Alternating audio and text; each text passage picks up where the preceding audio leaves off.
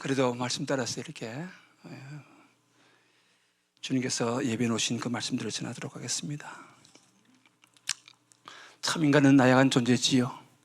언뜻 보면 참 인간은요 강하고 아주 얕고 지혜롭게 생겼지만은 사실은요 무지하고 나약한 존재입니다. 그래서 성경은 인간을 질그릇에 비유를 하고 있습니다.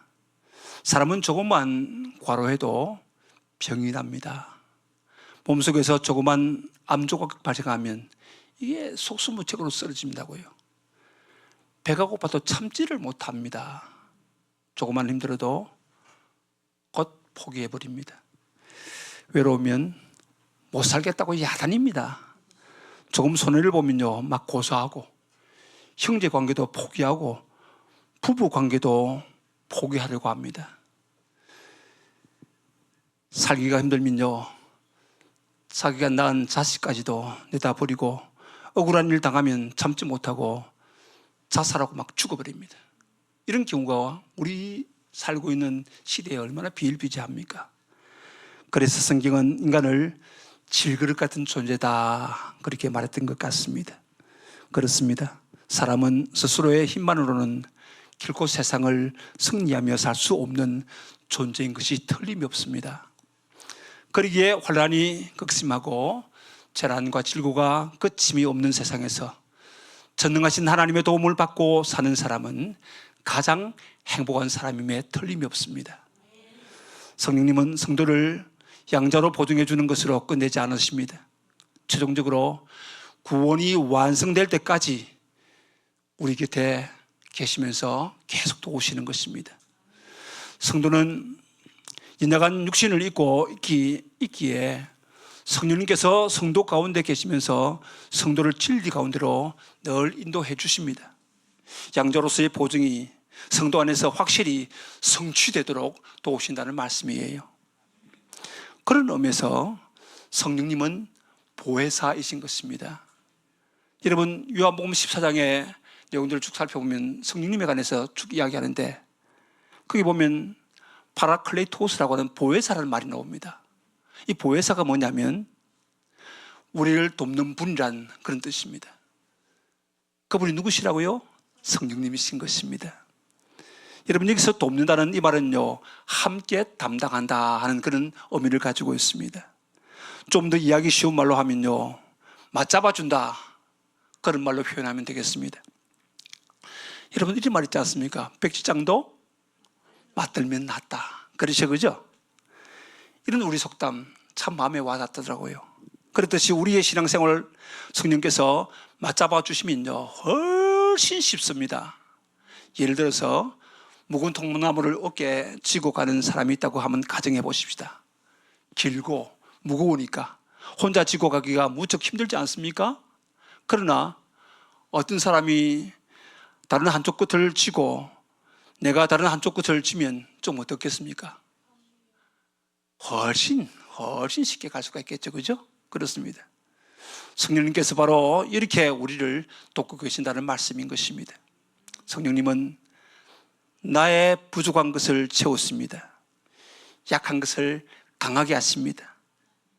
그리고 넘어질 때에 나를 탁 잡고 일으키십니다. 어쩌면 바로 넘어지는 그 순간 나를 딱 잡아 낚아챈다는 것입니다. 그리고 바로 세우시는 것입니다.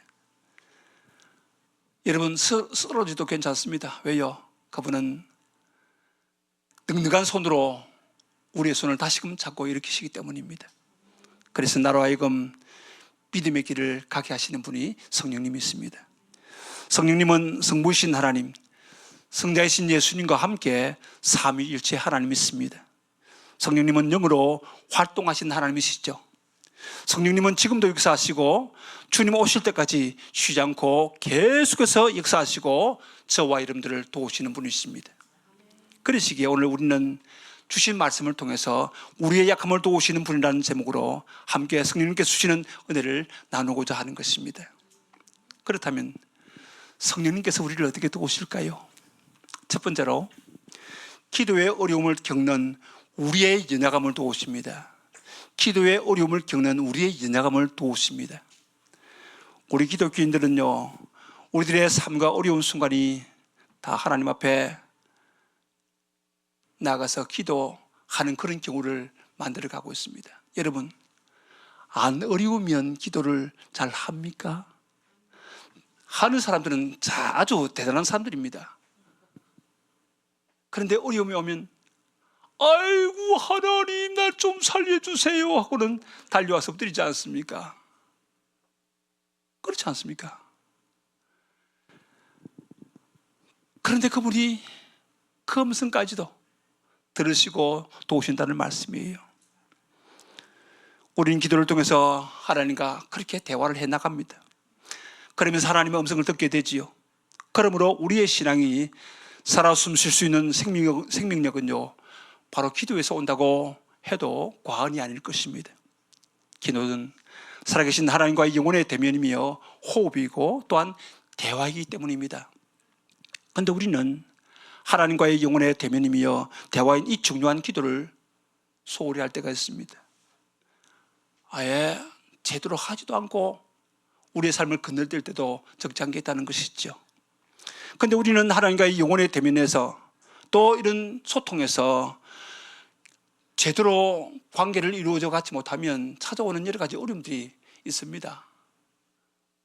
여러분, 하나님과 더불어 대화하지 못하면 내게 답답함이 있지 않습니까? 한 치 앞도 내다보지 못하는 우리 자신들이, 그죠? 망한 그 인생길을 어떻게 걸어가겠습니까? 그 자체가 답답함이지 않습니까? 그럼에도 불구하고 기도한다고 한들 사실 우리는 때때로 마땅히 기도해야 할 그 팔을 알지 못할 때가 많다는 것이죠. 무엇을 가지고 기도할까? 그래서 새벽에 나와서 앉아서 주여 하는데 그 다음 말을 어떻게 이어갈지 망박할 때가 있더라고 하는 것입니다. 특별히 기도 생활을 계속하는 분들 가운데서 그런 것이 많습니다. 나와서 기도를 하는데 어제 기도한 거 또 하려고 하니까 뭔가 민망하고 또 뭘 할까 하다가 주여 오 하나님 아버지 계속하다가 시간이 되면 돌아가는 그런 경우도 있지 않습니까? 빌바를 하지 못하는 우리들. 또 기도한다 해도요, 바르게 간구하지 못하는 경우가 종종 있지 않습니까? 그러나 기도는 우리가 마땅히 해야 할 가장 중요한 일입니다. 기도는 해도 되고 안 해도 되는 것이 아니라 우리가 마땅히 해야 할 가장 중요한 일이라고 성경은 말씀해 주고 있습니다. 여기 26절 말씀 한번 보십시다. 26절 말씀 같이 읽겠습니다. 이와 같이 성령도 우리의 인야감을 도우시나니 우리는 마땅히 기도할 바를 알지 못하나 오직 성령이 말할 수 없는 탄식으로 우리를 위하여 친히 간구하시느니라. 아멘. 근데 이게 26절 중간에 보면요, 마땅히 기도할 바라는 이 말씀이 나옵니다. 마땅히 기도할 바. 이 말씀 속에는요, 기도는 우리가 마땅히 해야 한다는 대전제가 포함되어 있다는 것이죠. 왜 그럴까요? 기도는 우리의 영혼의 호흡이기 때문입니다. 여러분, 우리가 호흡하지 않으면 어떻게 됩니까? 어릴 때 그런 장난 많이 했지 않습니까? 목욕탕에 들어가가지고 누가 어릴 때 숨 안 쉬고 있나 하고는 하나 둘씩 퍽 그래가지고 얼마 못해서 팍 올라서 경험들이 있죠, 그죠? 숨 안 쉬면 갑니다, 그죠? 어떤 목사님은 이런 말을 했습니다. 모든 질병이 감기에서 시작되듯이 모든 신앙의 문제는 기도의 부재에서 시작된다. 참 의미 있는 말입니다.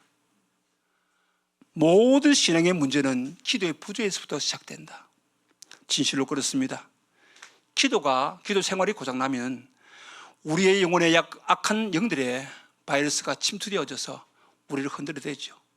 그러면 우리의 영혼은 결국 병들게 마련입니다. 감기가 발전해서 폐렴이 되고 폐렴이 발전해서 폐암까지 가게 되듯이 우리 기도의 부재에서 영적인 침체가 옵니다. 결국에는 영적인 패배로 이어지게 된다는 말씀인 것입니다. 그러나 그럼에도 불구하고 우리들은 기도하기를 쉬는 죄를 범하는 때가 얼마나 많은지 모릅니다. 왜 그럴까요? 왜 이런 현상들이 일어날까요? 먼저 육신의 연약함 때문입니다. 여기 26절 앞부분에 보니까 우리의 연약함이라고 말씀하지요. 이 연약함에는 육신의 인자감도 포함됩니다. 우리 육신의 인자감이 우리의 기도를 방해한다는 말씀 아니겠습니까? 기도해야 하는 것을 알면서도 우리들은 육신의 인자감으로 인하여 기도하지 못하는 경우가 있습니다. 아침 일찍 출근합니다. 그래서 하루 종일 열심히 일하고 퇴근하면 집에 도착하게 되지요. 여러분, 집에 도착하면 어떻습니까? 피곤함이 막 음습해 오지 않습니까? 만사가 귀찮지요. 잠이 물밀듯 밀려옵니다. 그러다가 쓰러져 자는 겁니다. 직장인들의 일상생활이지 않습니까? 새벽을 깨우기 위해서 휴대폰에 알람을 맞춥니다. 그것도 남편의 알람, 아내 폰의 알람, 그것도 모자라서 심지어 자녀들 폰까지 좀 달라 해가지고 맞추지 않습니까?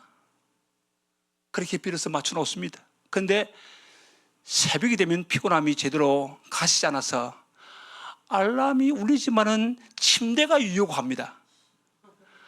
지금 일어나지 말고 5분만 누워있다가 일어나라고 그렇게 잡아당기죠. 침대가 당깁니다. 침대가 손이 있어요. 막 당겨 제껴요. 일어나지 못합니다.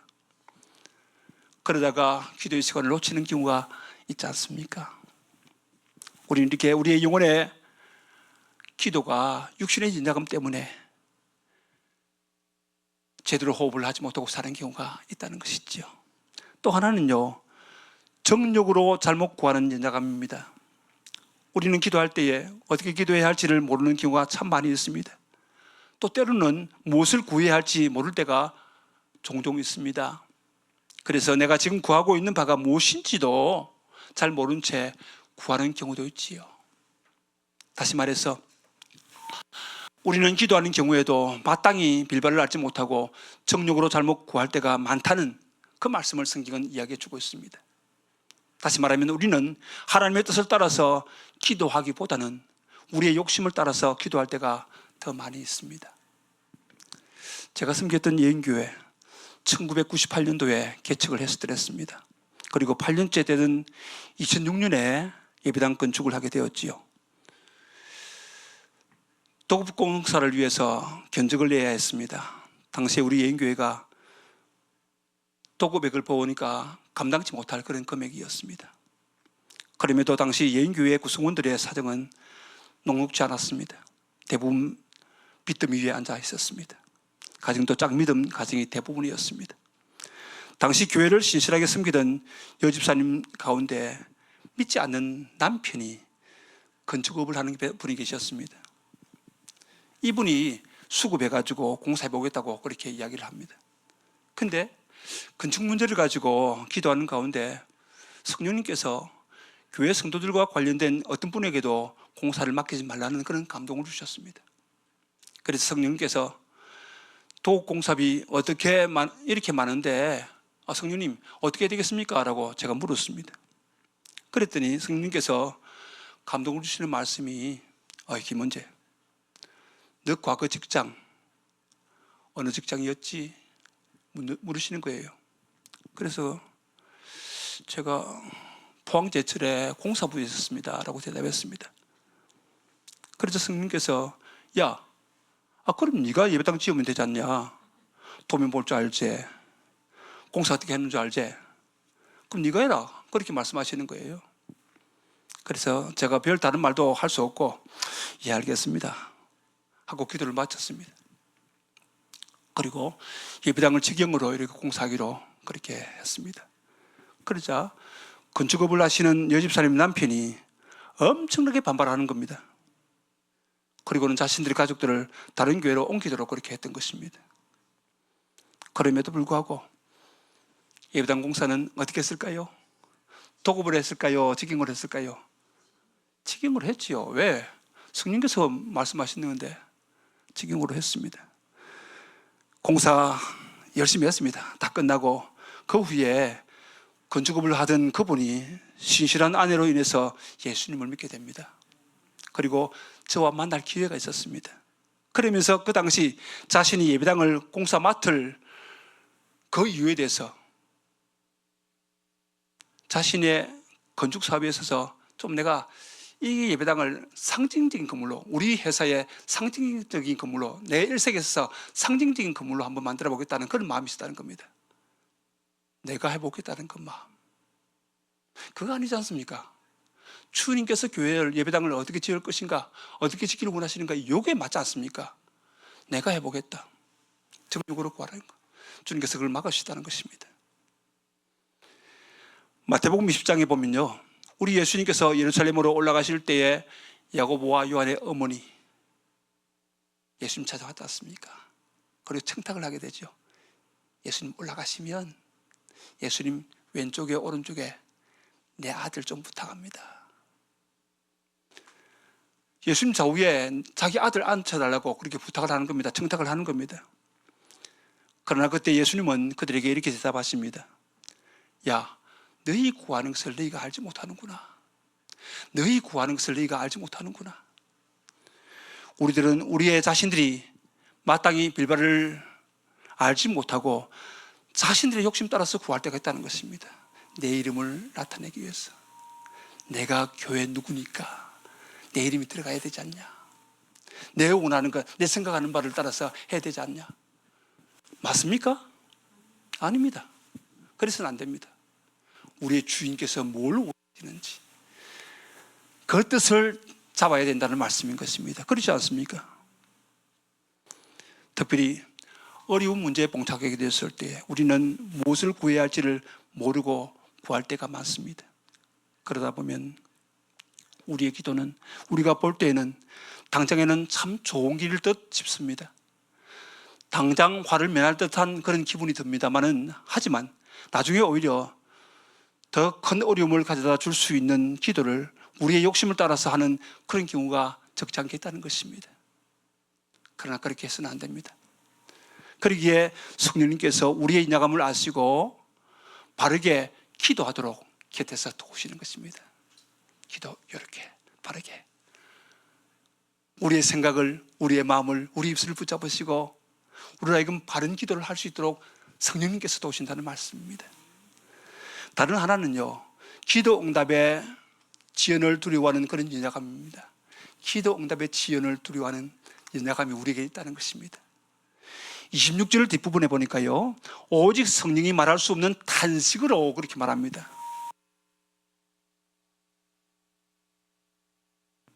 우리는 기도할 때에 그 응답이 우리가 생각하는 것처럼 빨리 응답되지 않고 지연이 될 때가 많아서 괴로워하는 경우가 있습니다. 왜 안 될까? 왜 내가 그렇게 기도했는데 하나님 응답 안 하실까? 그리고 그것 때문에 탄식하고 고통스러워하지요. 하나님 언제까지입니까? 하나님 언제까지예요?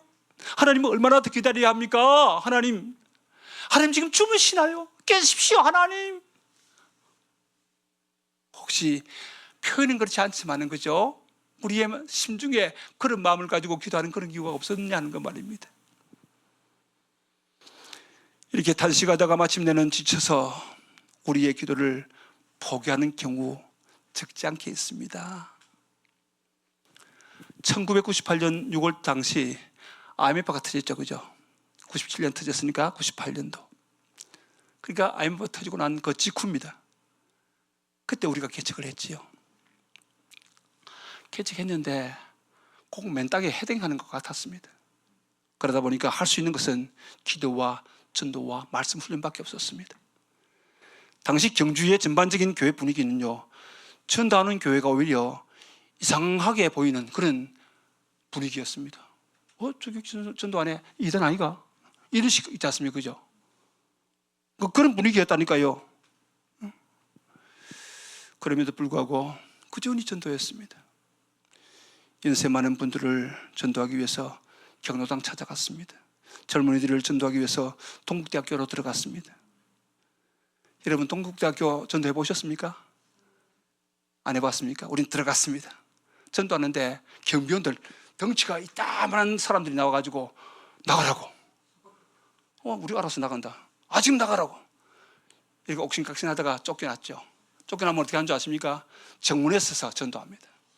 그러다 들어오고 하죠. 그래서 동국대학교가 여행교회 때문에 못 살겠다고 그렇게 이야기한 적이 있었습니다. 근데요, 이런 어려움을 겪으면서도 때로는 전도가 원하는 만큼 되어지지 않을 때는 표현은 안 했습니다만은 좀 지치기도 했습니다. 왜요? 우리의 한계 때문이었지요. 그럼에도 불구하고 예인교회는 기도를 통해 세워진 교회였습니다. 그런데 오늘 주님 말씀은요, 바로 이러한 우리의 기도의 한계와 좌절을 가르쳐서 우리는 마땅히 기도할 바를 알지 못하나, 이런 말로서 표현을 하고 있습니다. 바울은 이렇게 좌절감 가운데 빠져있는 우리들을 가리켜서 우리는 마땅히 기도할 바를 잃어버린 자들이라고 말씀해 주는 것입니다. 다시 말해서 바울은 우리 인간들이 드리는 모든 기도에는 한계가 있음을 지적하고 있는 것입니다. 그런데 말입니다. 바로 이 기도의 한계성을 인식하고 탄식하는 바로 그곳에, 바로 그 자리에 오히려 참된 기도의 가능성이 있다고 오늘 주님은 성령님을 통해서 우리에게 가르치고 계시는 것입니다. 사도 바울은 그 기도의 가능성을 오늘 본문에서 이렇게 외치고 있습니다. 우리는 마땅히 기도할 바를 알지 못하나 오직 성령이 말할 수 없는 탄식으로 우리를 위하여 친히 어떻게 하신다고요? 간구하시느니라, 그렇게 말씀합니다. 할렐루야. 이게 무슨 말씀입니까?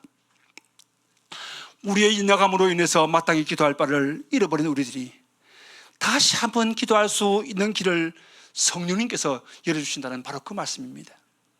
그런데 그것은 우리의 유창한 언어도 아닙니다.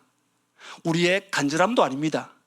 바로 우리보다 앞서서 우리를 위하여 말할 수 없는 탄식으로 친히 간구하시는 성령님의 도우심 때문이라고 말씀드릴 수가 있습니다. 그러니까 우리는 기도할 수 없는 연약한 가운데 있고, 기도한다 해도 우리의 정욕과 욕심을 따라서 잘못 구하고 있는 우리들을 위해서 성령님께서 먼저 안타깝게도 기도하시기에, 우리를 위해서 말입니다, 그분이 안타깝게 기도하시기에 우리는 비로소 참되게 기도할 수 있게 된다는 바로 그 말씀을 해주고 있습니다. 믿으시기를 바랍니다. 성령님께서는 우리의 도우시되, 우리의 인약함을 도우시되, 특별히 우리를 위해서 기도하심으로 우리를 도우십니다. 우리가 인생의 무거운 짐을 지고 쓰러지며 더 이상 견디기 힘들어할 때에, 그래서 이제는 기도도 하지 못할 정도가 되었을 때, 이제는 마땅히 빌바조차 모르게 되었을 때 성령님께서 그래 얼마나 무겁니? 우리 기대에 오셔서 그래 얼마나 무겁니? 말씀하시면서 우리의 짐을 덜어주신다는 것입니다. 그렇다면 여러분, 우리는 이 일에 대해서 할 수 있는 것이 무엇입니까? 감사밖에 없습니다. 주여 감사합니다. 감사합니다. 여러분, 정말 성령님의 이 탄식의 기도가 없으면요, 어쩌면 저와 여러분들은 지금 이 자리에 있지도 못할 것입니다. 그러나 우리의 기도가 부족해도, 우리가 그렇게 주님의 뜻에 온전히 순종하지 못한다 해도 이렇게 이 자리에 앉아 기도하고 다시금 일어설 수 있는 것은 바로 우리의 인약함을 도우시는 성령님 때문인 것을 믿으시기를 바랍니다. 두 번째요, 우리에게는 모든 것이 합력하여 선을 이루시도록 도우십니다. 우리에게는 모든 것이 합력하여 선을 이루시도록 도우십니다. 28절 말씀 보시기 바랍니다. 28절 말씀 같이 읽겠습니다. 우리가 알거니와 하나님을 사랑하는 자, 곧 그의 뜻대로 부르심을 입은 자들에게는 모든 것이 합력하여 선을 이루느니라. 아멘. 여기 28절 앞부분에 보면요, 우리가 알거니와 라고 말씀하고 있지 않습니까? 우리가 알거니와. 우리는 연약해서 마땅히 기도할 바를 알지 못합니다. 그러나 우리가 아는 바가 있습니다. 그것은 하나님을 사랑하는 우리, 곧 그의 뜻대로 부르심을 입은 우리에게는 모든 것이 합력하여 선을 이루신다는 이 사실입니다. 여러분 그거 아시죠? 그거 믿죠? 아멘입니까? 그렇습니다. 먼저 우리는 성경에 기록된 하나님의 말씀을 통해서 이 사실을 압니다. 말씀을 통해서 이 사실을 안다고요. 우리 예인교회가 개척한 후에 8년 만에 건축을 했습니다. 그리고 계속 제자 훈련을 해왔습니다. 근데 문제는 교회 가족들이 훈련받을 때는 그렇게 은혜를 받고 감사했습니다마는 훈련을 마치고 나면요, 이 회귀 현상이 일어나는 겁니다. 다시 돌아가요. 뿐만 아니라 이 재생산이 안 되는 겁니다. 재생산이. 이상하지 않습니까? 그래서 고민을 했습니다. 뿐만 아닙니다. 그렇게 훈련 마치고 나면 은혜를 받고 그렇게 감사하고 기쁨을 누렸던 그분들이 이상스럽게 이 리더들이 자신의 자존심을 내세우면서 다투고 있었다는 겁니다. 얼마나 황당한 일입니까? 황망한 일이라고 볼 수가 있지 않습니까? 그래서 고민을 하면서 기도하다가 에베소 4장 11절과 12절 말씀 묵상하기 시작했습니다. 그 11절과 12절 보니까 이런 말씀이 있습니다. 세 번역으로 제가 이야기해 드릴게요. 그분이 어떤 사람은 사도로, 어떤 사람은 예언자로, 어떤 사람은 복음 전문도자로, 또 어떤 사람은 목사와 교사로 삼으셨습니다. 그것은 성도들을 준비시켜서 봉사일을 하게 하고 그리스도의 몸을 세우게 하려고 하는 것입니다 하는 이 말씀이 눈에 싹 들어갔습니다. 주님께서 목사님을 세우신, 이 목사를 세우신 이유가 있구나. 그것은 다름이 아니라 성도들을 말씀으로 잘 준비시켜서 성숙하게 만들고 성숙되어진 성도들로 하여금 봉사일을 하게 하는구나. 목사님만 하는 게 아니고 훈련받은 그 성도들이 성숙되어져서 그분들이, 교회로서의 그분들이 봉사일을 한다는 바로 그 말입니다. 그 말씀하고 있어요. 그러면서 그렇게 하니까 그리스도의 몸인 교회가 세워지더라, 이 말씀을 하고 있는 것입니다. 그렇다면 이 일이 함께하는 교회 공동체가 누리고 있는가? 아니었거든요. 그때까지 저와 아내가 막 부지런히 열심히 달려왔습니다. 성도들은 그냥 훈련받고 제자리에 앉아 있도록, 리더들만 좀 움직일 수 있도록. 근데 성경은 그렇게 말하고 있는 건 아니었습니다. 고민이 되었습니다. 그래서 선배 목사님들 찾아가서 그렇게 좀 나누었죠. 사실 성경은 이렇게 말하는데 우리가 그렇게 하지 못한 건 사실 아닌가. 근데 그분은 다 아시더라고요. 그래서 가정교회를 해보라고 그렇게 권유하셨습니다. 제가 울산 큰빛교회 가서 세미나 받았거든요. 목회자들 가면 목자들 가정에서 다 자고 또 함께하고 그렇게 합니다. 보니까 너무 잘 섬기는 거예요. 아마 주안의 교회도 그렇게 할 거예요. 그죠? 너무 잘 섬기는 거예요. 근데 그들의 삶이 제가 성경 속에서 늘 꿈꾸고 그렸던 그 모습이 그대로 나타난 겁니다. 뭐지? 아마 이 교회만 그럴 거야 하고는 다시 한번 세미나를 신청해가지고 서울에 다시 한번 갔습니다. 근데 그 교회에서 세미나 참석하는데 동일한 성도의 모습이 그대로 삶으로 드러났습니다. 이거다. 그래서 가정교회를 시작했거든요. 그런데 가정교회를 시작하면서 생명사문을 하고 계속 훈련을 해나가는데 성령께서 이들을 붙잡고 삶을 변화시키더라고요. 지금 예인교회 우리 목자 모임들 저보다 더 잘합니다. 훨씬 잘합니다. 그래서 항상 부러워합니다. 제가 여러분들 보면 참 때로는 이거 어떻게 주님 앞에 설 때에 그 상급을 받을까 하는 그 염려가 생긴다고. 여러분들이 주 앞에 가면 저보다 훨씬 상급 많이 받을 것 같은데 나도 여러분만큼 받아야 되지 않겠냐고 그런 이야기를 들려주곤 했습니다. 지금 예인교회가 이 성경에 기록된 하나님 말씀을 배우고 훈련받아서 그렇게 합력하여 선을 이루어 가고 있다는 이 사실, 저는 고백하고 싶습니다. 또 하나는요, 우리의 신앙 체험을 통해서도 우리는 이 사실을 알게 됩니다. 우리의 신앙 체험을 통해서 말입니다. 때로는 우리가 당하는 고난의 의미를 알지 못해서 우리가 참 힘들어하는 경우가 많지 않습니까? 하나님 왜 내게만 이런 일이? 그런 거 없는 분 계십니까? 다 있지요, 그죠? 그렇습니다. 그럴 때 우리는 마땅히 기도할 바를 알지 못하고 거저 엎드려서 아버지 주여 풀 주고 가지고 말입니다. 아버지 주여 이러고 있습니다. 그러나 지내놓고 나면요, 우리가 당한 고난이 도리어 우리에게 유익이 되었음을 깨닫고 하나님의 은혜에 감사하기도 하지 않습니까?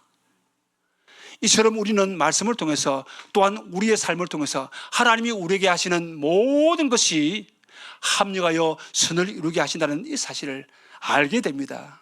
이 안다는 말은 기노스코라는 말인데요, 경험해서 안다는 말이죠. 하나님 하신 일들을 경험해서 안다는 말씀인 것입니다. 경험이 있지요? 네, 그렇습니다.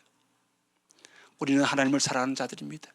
우리는 하나님의 뜻대로 부르심을 입어 하나님의 자녀가 되었기 때문에 그렇게 살 수 있는 것입니다.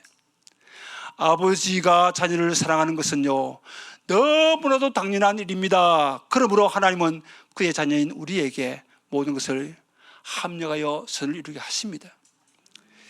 예인교회가 예배당을 건축한 후에 아내에게 찾아온 것이 무엇이었냐면 갑상선 암이었습니다. 그동안 아내는 건축하는 데 온 힘을 기울였습니다. 시어머니를 저희 집에서 모신 그 이후에 참 사랑하고 잘 섬겼거든요. 그리고 주님 앞에 보내드렸습니다. 그 다음 해에 갑상선 암 진단이 떨어진 겁니다. 이로 인해서 아내는 갑상선 모두를 제거해야 했습니다. 그리고 평생 거기에 필요한 약을 복용하게 되었던 것입니다. 근데 암이 걸리기 2해 전에 우리 교회 집사님 한 분이 보험업을 하고 계시는 분이 있었는데요, 이 보험에 가입하라고 하기에 막 선뜻 가입했습니다. 그리고 잊어버렸죠. 근데 그 보험에서 갑상선 암 여기에 대해서 보상비가 4천만 원 나왔습니다. 그리고 그 보상비를 받은 아내가 제게 이런 제안을 하더라고요. 아내는 예배당 건축하는데 봉헌할 헌금은 없고 주님께서 자신의 몸을 사용해서라도 이 건축에 하는데 도움이 될 수 있도록 해달라고 그렇게 기도했는데 응답받았다고 그러는 거예요. 그래서 갑상선 암을 통해서 보상받은 4천만 원 전액을 건축 헌금으로 했습니다. 근데 거기에 대해서 제가 군말할 수 있습니까? 할 수 없죠, 그죠? 막 그렇게 하자고 그렇게 동의를 했습니다. 아내가 선뜻 그렇게 할 수 있었던 것은요, 주님과 동행했던 신앙의 체험을 통해서 그렇게 결단할 수가 있었습니다. 지금도 그런 신앙을 경험하며 살고 있습니다. 여러분, 갑상선 암 수술하면요, 대부분 기력도 없고 특별히 힘이 없잖아요. 혹시 수술하신 분 계십니까? 수술하신 분? 없는가 비요? 좀 그렇답니다. 근데 수술하고 난 이후에 아내는 씩씩하게 산모의과를 잘 감당했습니다. 그리고 지난 12월 달에 저와 함께 은퇴를 했습니다. 물론 그동안 너무 많이 수고했고 이제 나이도 들 만큼 들었기 때문에 뭐 완전치는 않습니다. 그래도 주님의 은혜로, 주님의 그 놀라운 은혜로 그 은혜를 누리며 살고 있습니다. 근데 여러분, 제 아내가 그렇다고 해서 이런 기도하면 안 됩니다. 우리 주안의 교회 사모님도 갑상선 암에 걸려 보상 많이 받게 하옵소서. 그런 기도하면 안 된다고. 그죠? 그런 기도하면 안 됩니다. 지금 갑상선 암 보상비 얼마 안 됩니다. 얼마 안 되니까 그런 기도 하지 마시고요. 오히려 여러분들이 받은 은혜가 있지 않습니까? 여러분 어떤 은혜가 있죠? 받은 은혜만큼 주님 앞에 숨기고 드려지고 헌신하는 겁니다. 그게 맞죠? 아멘입니까? 그렇게 하는 겁니다. 사랑하는 여러분, 혹시 여러분들의 삶에 고난이 없습니까? 우리가 알거니와 하나님을 사랑하는 자고 그의 뜻대로 부르심을 입은 자들에게는 모든 것이 합력하여 선을 이룬다는 이 말씀, 이 사실을 명심하면서 현재의 고난을 잘 넘어 장래의 영광으로 나아가는 우리 모두가 되어야 할 줄 믿습니다. 세 번째로요, 우리로 하여금 아들의 형상을 본받게 하기 위해 또 오십니다. 우리로 하여금 누구의 형상? 아들의 형상을 본받게 하기 위해서, 다시 말하면 예수님 닮게 하기 위해서 우리를 도우신다는 말씀이지요. 사실 우리 자신들이 경험하는 모든 것들이 우리가 하나님의 주권을 믿고 있다고 해서 당장 악한 일이 선한 일로, 악한 상황이 선한 상황으로, 실패의 환경이 우리의 성공의 환경으로 바뀌는 것은 아닙니다. 당장 그렇게 되는 것 아니죠. 오랫동안 우리의 상황은 나쁘고 악하고 고단한 상황 가운데 머물러 있을 수도 있다는 것입니다. 그래도 우리는 여전히 감사할 수 있어야 됩니다. 그것이 사도 바울이 오늘 본문에서 가르치는 교훈입니다. 하나님은 얼마 동안 우리를 나쁜 상황 한복판에 그대로 두신 채로 우리의 인격을 변화시키기 위해서 당신의 작업을 계속하고 계신다는 사실을 놓지 마십시오. 그때 우리를 둘러싼 고난의 상황은 우리의 인격을 연단하는 작업의 장이 되는 것입니다. 그리고 이런 인격적 변화의 모형은 바로 예수 그리스도의 형상인 것입니다. 무엇을 위해서요? 예수 그리스도를 닮게 하기 위해서. 우리를 고난 가운데 둘 수 있다. 이게 성경입니다. 여기 29절 말씀 보시기 바랍니다. 같이 읽겠습니다. 29절입니다. 하나님이 미리 아신 자들을 또한 그 아들의 형상을 본받게 하기 위하여 미리 정하였으니 이는 그로 많은 형제 중에서 맏아들이 되게 하려 하심이니라. 아멘. 아들의 형상을 본받게 하기 위하여. 이 말씀이야말로 성도들에게 하나님이 기대하시는 가장 중요한 하나님의 선하신 목적인 것입니다. 바로 이 목적을 마음에 두시고 하나님은 우리가 경험할 수 있는 모든 상황을 아시면서도 그런 나쁘고 악하고 고단한 상황을 통과하도록 작정해 놓으셨던 것입니다. 신학자들은 이런 과정을 영광의 작업이라 그렇게 말하기도 합니다. 영광의 작업이다. 이게 30절 말씀 보시기 바랍니다. 30절입니다. 같이 읽겠습니다. 또 미리 정하신 그들을 또한 부르시고 부르신 그들을 또한 의롭다 하시고 의롭다 하신 그들을 또한 영화롭게 하시느니라. 아멘. 하나님은 우리를 미리 당신의 사랑받는 자녀로 정하시고요, 때가 찬 어느 날 복음으로 불러주셨습니다. 부르신 우리를 의롭다 해주셨습니다. 그리고 당신의 자녀로 인쳐주셨습니다. 도장을 팍 찍었습니다. 너는 내 자녀. 보십시오. 너는 내 자녀. 누가요? 하나님께서. 하나님 위에 결제할 수 있는 분이 없기 때문에 하나님 직접 결제를 하신 겁니다. 너는 내 자녀. 누가 막을 수가 있습니까? 막을 수가 없습니다. 우리가 누구라고요? 하나님의 자녀. 누가 결제하셨다고요? 하나님께서 결제하셨습니다. 끝난 겁니다. 그죠?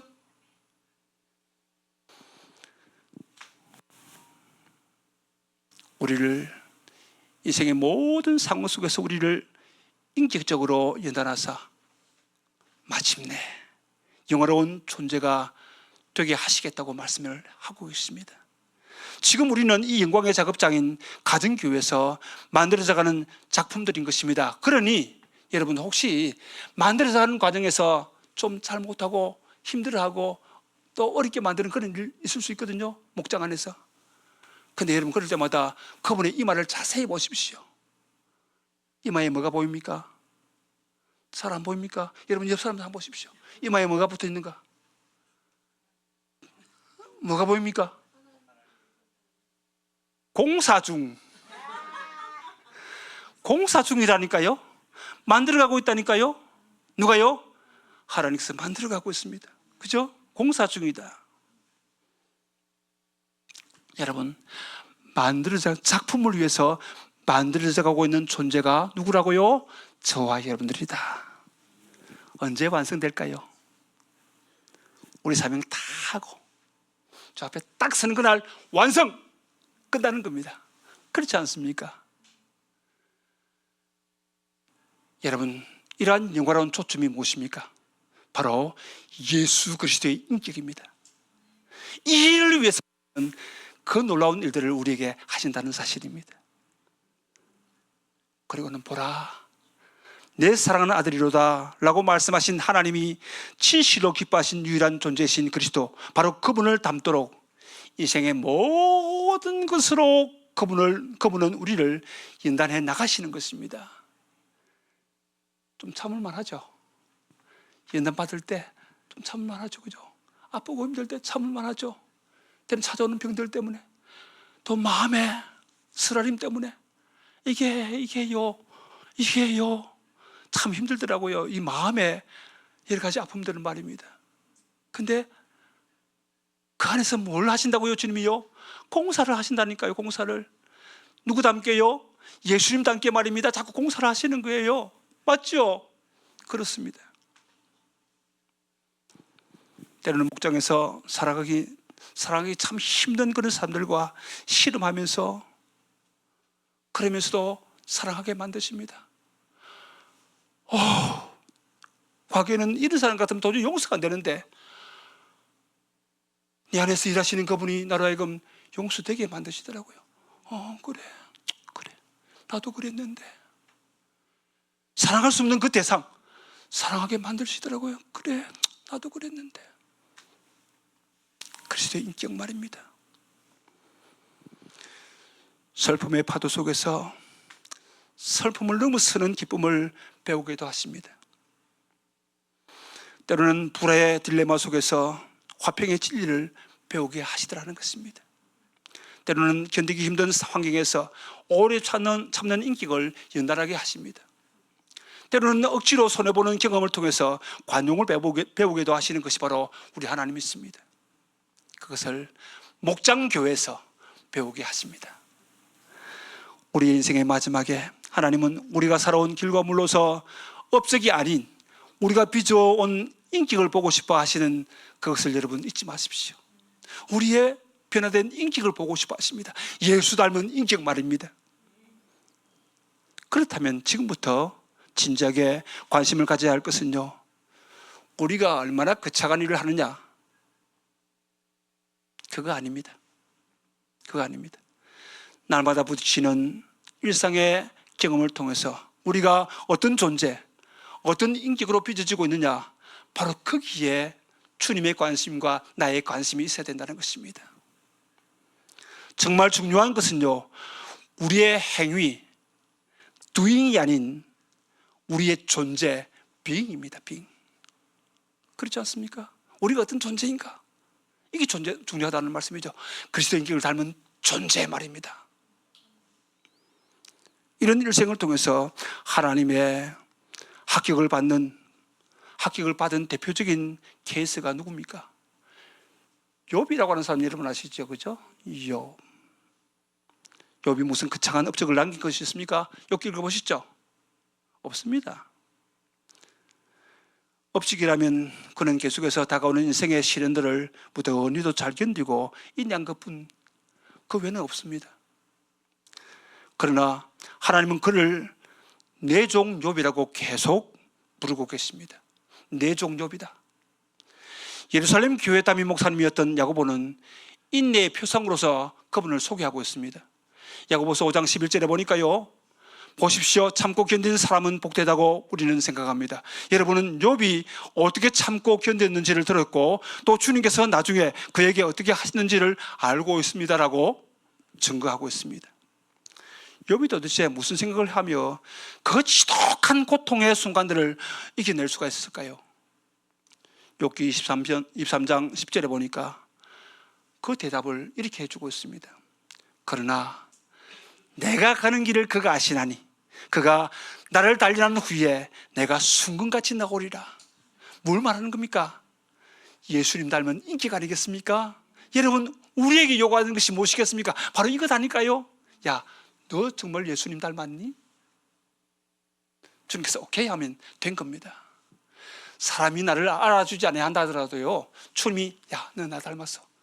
그럼 된 거 아닙니까? 우리 목장에서 말입니다, 목자와 목녀로서 참 온 힘을 기울여서 다 하다가 힘이 빠져 있는데, 얘야, 내가 너를 안단다. 나를 닮은 너의 모습을 내가 안단다. 그럼 되지 않습니까? 그렇지 않습니까? 욥은 자신의 인생에 대한 하나님의 주권을 믿었습니다. 그가 나를 아신다고 하지 않았습니까? 그리고 이 모든 것이 나를 순금 같은 인격으로 연단하시고자 함을 그는 믿은 것입니다. 그리고는 그는 견딘 사람입니다. 목자 목님들 손 들어 보십시오. 예, 손 들어 보십시오. 예, 손 들어 주십시오. 여러분, 이런 삶에 이런 견딤이 있지요? 있지요? 주님 인정합니다. 알아. 내가 알아. 내가 알아. 주님께서 인정해 주십니다. 그러니 주님 않습니까? 해볼만 하지 않습니까? 누가 뭐래도.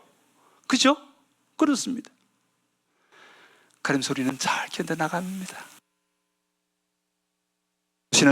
나를 도우시는 성령님 때문에 말입니다. 잘 견뎌나가는 겁니다. 그리고 마침내 그가 이 모든 시련을 이겨낸 어느 날 위로자를 자청하고 와서 오히려 자신에게 상처만 주었던 친구들까지 용납하고 용서하는 기도를 시작하는 욥의 모습, 그 모습을 본 순간 이제 하나님께서 감동을 하시더라고요. 그리고 그 순간 하나님은 욥의 고난을 끝내십니다. 작업의 목적이 훌륭하게 성취됨을 보신 까닭이죠. 그래서 욥기 42편 주님께 자기 친구들을 용서해 달라고 기도드린 후, 드리고 난 다음에 주님께서 욥의 재산을 회복시켜 주셨는데 욥이 이전에 가졌던 모든 것보다 배나 더 돌려주셨다. 다시금 돌려주셨다고 그렇게 말하고 있습니다. 그렇습니다. 욥의 순금의 인격이 증명되는 그 순간 하나님은 욥에게 더 이상 고난이 불필요한 것을 아시고 고난의 세월을 끝내버리십니다. 그리고 전혀 상상할 수 없었던 축복의 드라마 제2막을 열어가시더라고 하는 것입니다. 그분은 진실로 신실하신 하나님이 있습니다. 그런 약속을 지키시는 하나님이 있습니다. 그는 결코 우리를 버리지도 우리를 떠나지도 아니하시는 하나님이 있습니다. 그분은 우리와 지금도 함께 계시는 주님이 있습니다. 사랑하는 여러분, 오늘 우리는 또 다른 장소에 예배당을 준비하고 그곳으로 옮겨 주님께서 명하시는 가정교회 사역을 감당할 시점에 와 있습니다. 주안의 교회가 설립되어진 이후에 한결같이 고백할 수 있는 것은 우리의 연약함을 성령님께서 늘 도우셨다는 사실입니다. 그 성령님께서 당신의 종 곽동용 목사님을 도우셨습니다. 우리 목자 목님들을 성령께서 능력으로 도우셨습니다. 우리 주안의 교회 모든 가족들을 도우셨습니다. 그 성령님께서 사랑하시는 우리 곽동용 목사님과 사모님을 항상 도우실 것입니다. 그리고 함께 동력하는 목자 목님들을 도우실 것입니다. 은사를 따라 여러 가지 사역을 감당하시는 모든 분들을 성령님은 도우실 것입니다. 귀한 생명들을 위해서 수고하시는 우리 선생님들이 계시죠? 교사들. 여러분들을 도우실 것입니다. 온 주안의 교회 가족들을 도우실 거예요. 그러기에 우리의 인자감을 도우시는 성령님 안에서 날마다 부흥하면서 말씀 안에서 건강한 교회로 성장되는 주안의 교회 모든 가족들이 되시기를 주님의 이름으로 축원합니다.